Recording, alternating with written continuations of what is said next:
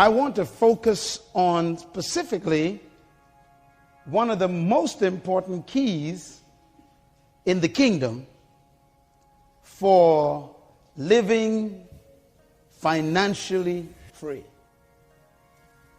I'm going to give you a secret.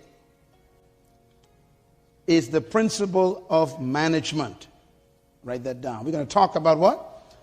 The principle of management. Management is probably the most absent component and the reason is because they have avoided the most important principle of kingdom life, and it's management. Let's talk about the crisis right now. And everybody should get a copy of this CD or DVD, please. Because you won't hear everything I say. You got to listen hard, but you won't get it all. What caused the crisis right now, according to the analysts in your country and around the world? Well, according to them, the cause of the crisis is greed. Do you remember that? Everybody say greed. Now, they are correct. So I think it's important to define what greed is. Write this down.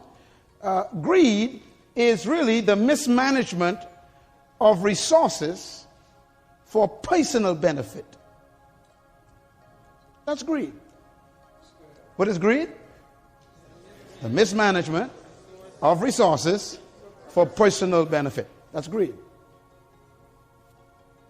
In other words, a greedy spirit will manipulate resources so that he or she could be the ultimate benefit only. That these are the things that destroy a man: greed, malice, deceit, lewdness, envy, slander, arrogance, and folly. Now, if you read those words carefully, they are all related. A greedy person is usually an arrogant person. And you arrogant and greedy, you got to be foolish. That's what folly means. You got to be foolish. And to be foolish, you got to have deceit. He says all of these evils come from where?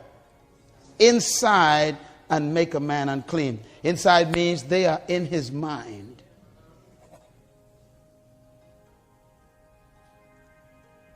Which for you. And I discovered that the word work that God used here is the word ergon, and it means management. Shocked? Yes, you are. God says, I refuse to let anything grow because I don't have a manager. Life. I was a teenager when I understood this verse because I was complaining to God concerning why I was poor.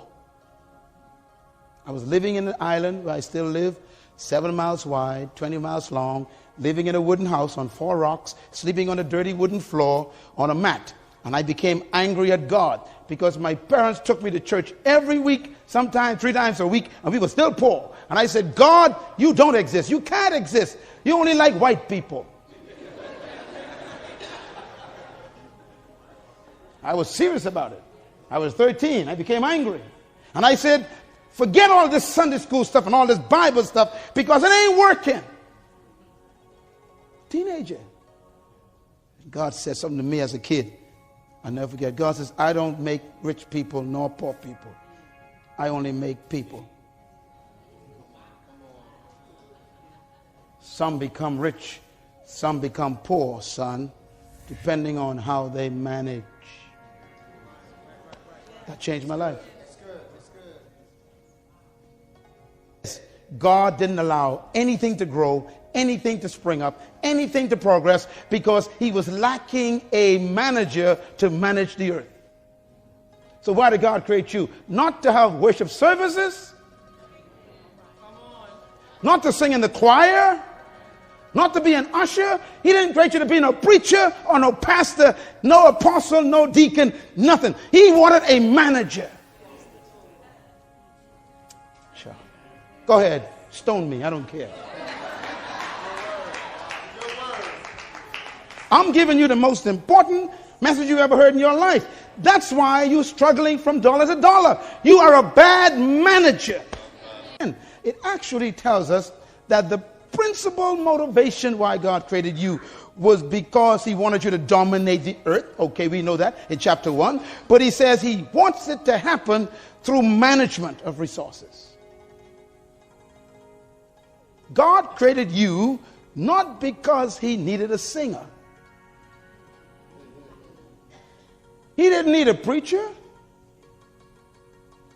You know, people ask me, how did you build an organization from 7 people in your apartment to a global organization affecting over 100 countries? I said, not because I studied theology, but because my master's degree is in business. I run a business. Your primary assignment is God needed a manager. Write this down. The divine goal of mankind is the extension of the culture of heaven on earth. And that requires management. And therefore, the divine strategy of God was for mankind to dominate earth through work. Everybody say work. There was no man to work. Can you imagine? The Creator was held up because he had no manager. There's some things we learn from this very important passage.